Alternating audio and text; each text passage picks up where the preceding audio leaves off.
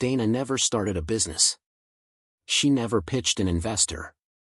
Never had a launch party. Never posted a quit my 9-to-5 video. Two of her friends did. One opened a boutique fitness studio. The other launched an online clothing brand. Both of them quit steady jobs to chase it. Both of them talked about finally taking control, betting on themselves, not working for someone else. 15 years later, Dana has more money than both of them combined. She never told anyone how. Until now. Here's the part that explains everything. About half of new businesses fail within 5 years. Not some. Half. You flip a coin, and that's your odds. And most self-made millionaires? A huge chunk of them never started a company at all. They got there the boring way, steady investing, year after year, in stuff that barely makes a good Instagram post. Let's call this what it is, the founder fallacy. The idea that real wealth only comes from starting a business, taking a big risk, being your own boss. You've heard it 100 times. Maybe you believe it a little yourself. Here's the real claim of this video. For most people, quietly investing in boring assets beats entrepreneurship, once you weigh in the risk and the time it actually takes. That's not an insult to founders. Some people are wired for it, and some businesses do amazing. But some isn't a plan. And the myth tells you it should be your default plan. So here's where we're headed. First, the actual math. Then, why this myth sticks around even though the numbers don't back it up. And last, what to do instead, including Dana's exact number, and what her two friends walked away with. Let's start with the numbers. So let's name this thing properly. The founder fallacy is the belief that if you really want to get rich, you have to start something. Build the app. Launch the brand. Quit the 9-to-5 and bet on yourself. It sounds bold. It sounds like a smart move. It's everywhere. And I get why. Turn on your phone and you'll see it in about 10 seconds. Some guy in a rented Lamborghini telling you that a job is a trap. A carousel post about a founder who sold their company for 9 figures at 26. A podcast clip where someone says sleep is for people who don't want it bad enough. Here's the thing about all of that. It's survivorship bias, dressed up as advice. You're only seeing the founder who made it. You're not seeing the other 49 people from that same accelerator, or that same just start a business pep talk, whose companies quietly folded and never got a headline. Nobody makes a slideshow about the guy who lost his savings on a coffee shop that closed in year 2.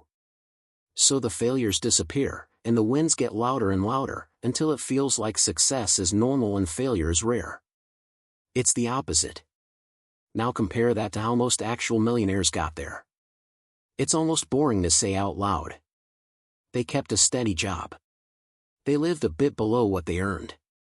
They saved a real chunk of every paycheck, not a little, a real chunk, and they put it into things like index funds, and left it alone for a couple of decades. No pitch deck. No investors. No grind culture hashtag. Just time, and a savings rate, and not touching the money. That's it. That's the whole secret. And it's a little annoying, honestly, because it doesn't make for a good highlight reel. Nobody's filming themselves calmly buying the same index fund every month for 20 years.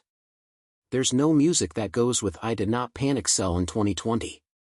But that quiet, unglamorous habit is what actually shows up in the data, again and again, when you look at how most people with real net worth got there. So we've got two paths. One is loud, risky, and mostly invisible when it fails. The other is quiet, steady, and shows up in almost every real millionaire's story. One of these gets all the attention. The other one actually works for most people.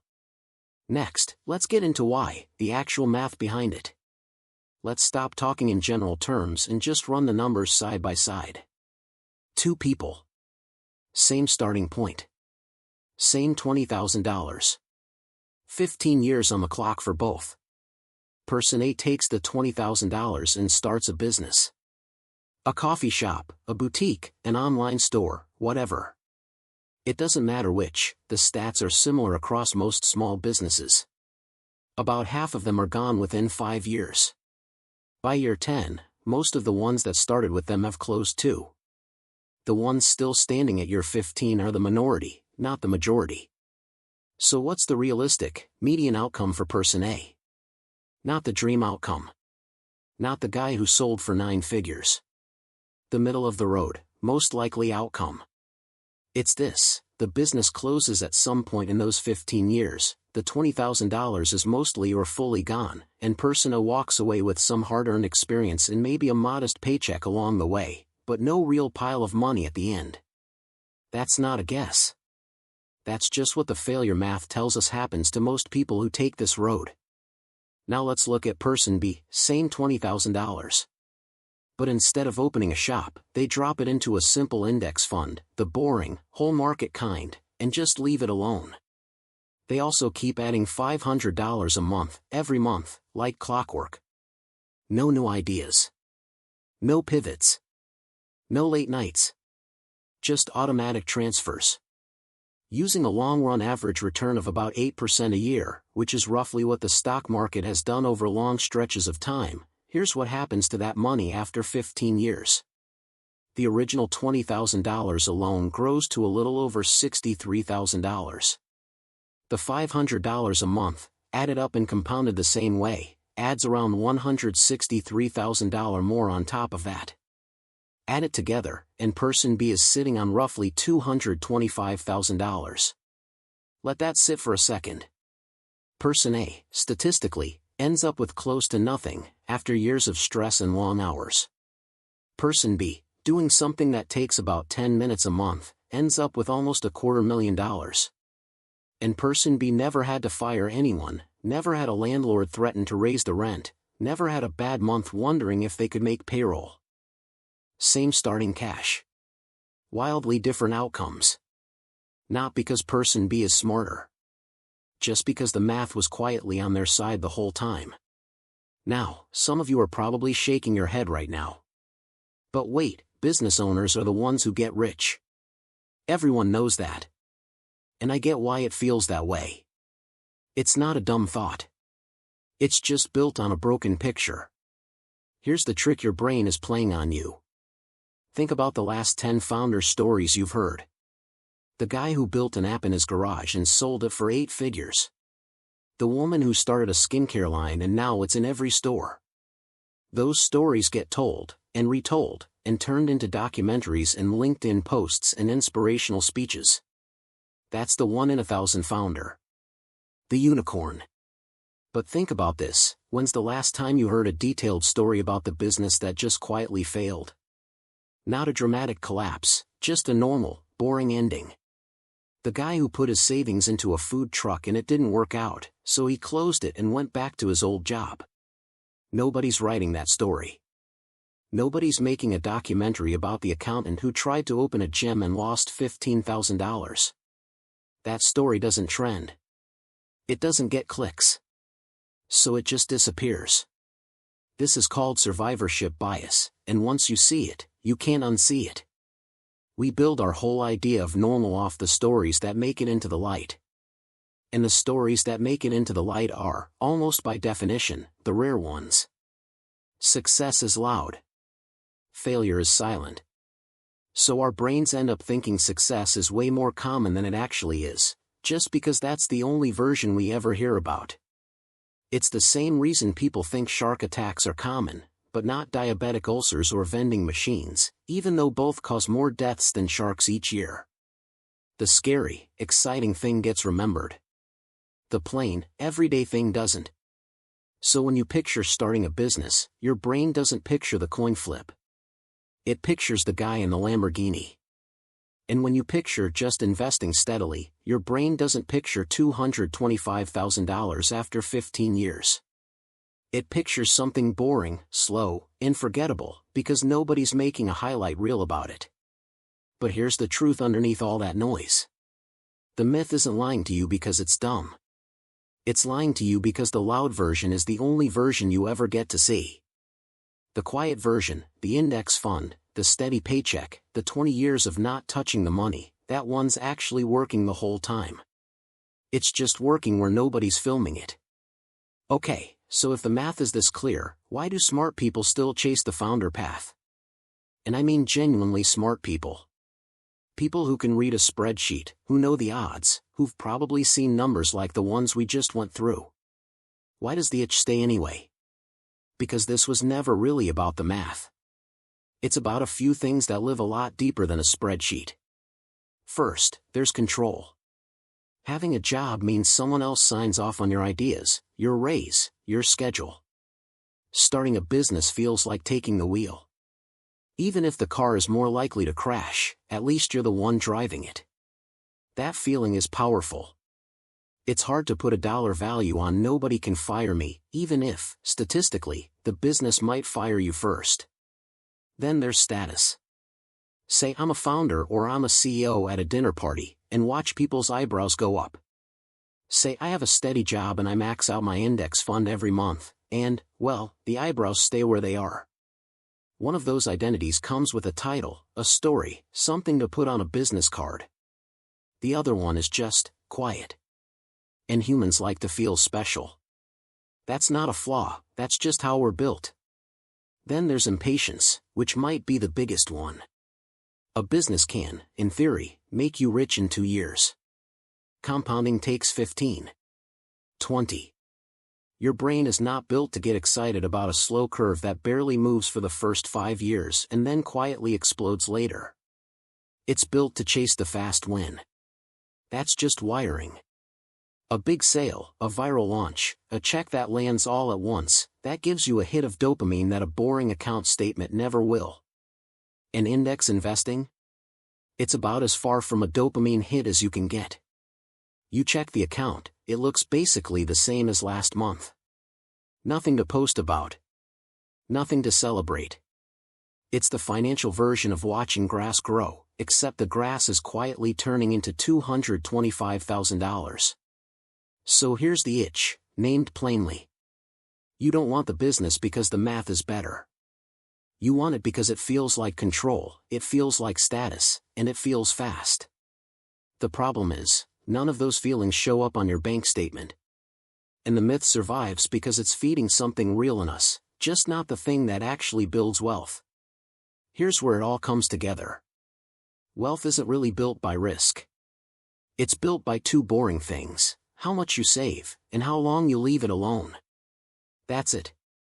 That's the whole real lever. Not how brave were you. Not did you start a company. Just savings rate and time. Look at that chart. Same $500 a month, same steady 8% average return, no big bets, no reinventing anything. In the first few years, it barely looks like anything is happening.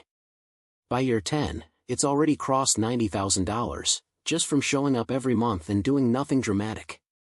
By year 20, it's past $275,000. And by year 30, it's sitting at $683,000. Same $500. Same boring habit. The only thing that changed was time. Notice something about that curve. It's flat and unimpressive at first, and then it starts curving up harder and harder. That's compounding. Your money isn't just growing, the growth itself is growing, because you're earning returns on your returns, plus your returns from years ago, plus the new money you're still adding. Early on, it feels like nothing's happening. Then one day it isn't. This is why time in the market gets repeated so much it turns into a cliché. It's not because it's a cute saying. It's because the curve is genuinely lazy for years and then, without asking permission, it takes off. Most people quit right before that part happens, because the first stretch feels too slow to matter. So the real lever was never at risk. It was patience, plus consistency, plus not touching the account. Unexciting? Sure. But look at where the line ends up. Let me tell you about someone real. I'll call her Dana, because that's close enough to how this usually goes. Dana wasn't special. She worked as a school administrator. Not glamorous. Not a story anyone would put on a poster. Back in her mid-20s, Dana had two friends who both started businesses around the same time. One opened a boutique fitness studio. The other launched an online clothing brand. Both of them quit steady jobs to do it. Both of them talked about finally taking control and not working for someone else. And honestly, good for them for trying. That takes guts. Dana didn't do that. She kept her boring job at the school. She got small raises here and there, nothing dramatic. But every single month, she put $400 into an index fund. Not when she felt like it. Not when the market looked good. Every month, rain or shine, for 15 years straight. She barely thought about it. It just left her account automatically, like a bill. Here's what happened to the other two.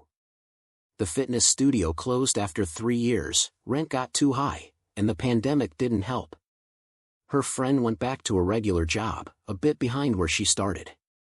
The clothing brand actually made it to year 6, which is honestly better than most. But it never grew past barely breaking even, and after years of stress and long nights, her friend eventually sold it for close to nothing, just to be done with it. Dana, meanwhile, never had a dramatic story to tell at dinner. No launch party. No investor pitch. Just $400 a month, automatically, for 15 years. At an average 8% return, that adds up to somewhere around $140,000. Not counting raises. Not counting the time she bumped up her contribution a little. Just the plain math of showing up. So here's 3 people who all wanted the same thing, a better financial future. 2 of them took the loud, risky road, worked brutal hours, and ended up roughly where they started, or worse.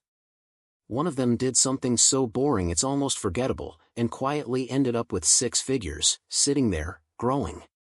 Nobody's making a documentary about Dana. She didn't build a brand. She didn't get interviewed. But if you're just looking at outcomes, actual money, actual results, she's the one who won. And she never had to worry about payroll, or a lease, or whether this month would be the one where the business finally failed. Okay, so what do you actually do with all this? Not in a vague, go believe in yourself way. 3 real steps. Step 1, automate your investing before you ever think about starting a side venture. Not after. Before.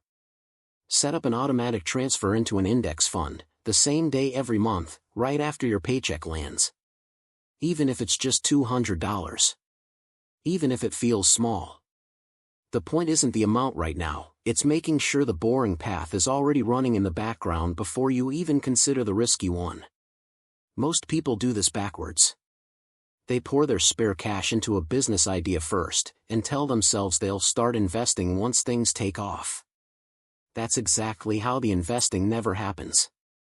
Flip the order. Automate it first, then whatever's left over is what you get to play with. Step 2, if you do want to start a business, treat it as an addition, not a replacement. This is the part people get wrong the most. Starting a business doesn't mean stopping your investing. It means keeping your $200 or $400 or whatever going every single month, no matter what, and building the business on top of that, with money you can actually afford to lose. If your business idea only works because you stopped funding your future to pay for it, that's not a bold move. That's just moving risk from one pocket to another. The businesses that actually make sense are the ones that get built without gutting the boring plan underneath them. Step 3, and this one's actually kind of fun, calculate your own boring path number. Take whatever you could realistically invest each month, right now, today. Not a dream number. A real one. Then plug it into any compound interest calculator, set it to 7 or 8% average return, and run it out 15 or 20 years. Look at what shows up.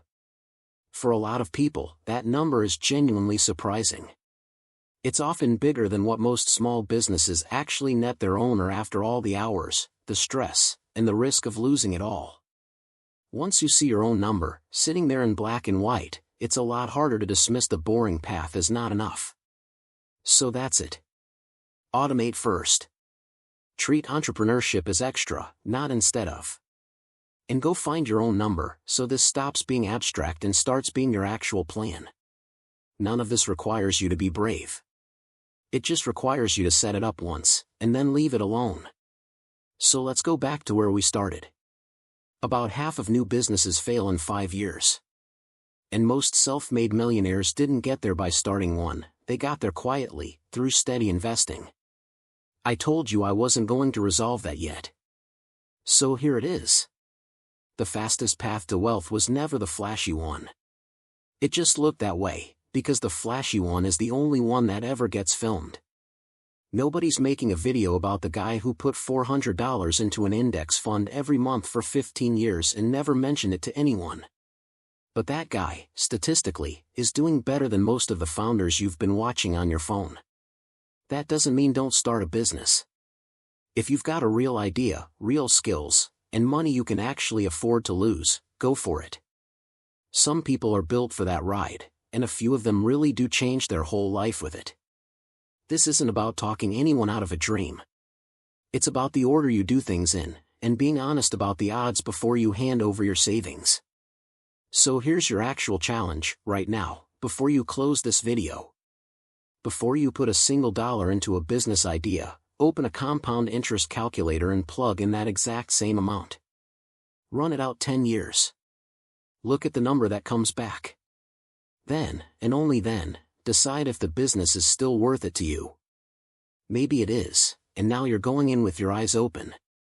Maybe it isn't, and you just saved yourself years of stress finding that out the easy way instead of the hard way. That's really the whole point of this video. Not never start a business. Just know the real cost of skipping the boring path to chase the loud one. Now you know the number. What you do with it is up to you. If this got under your skin a little, good. That means it's working. There's another myth just like this one, the idea that you need a big break or perfect timing to start investing at all, when really, timing matters a lot less than people think. That's next.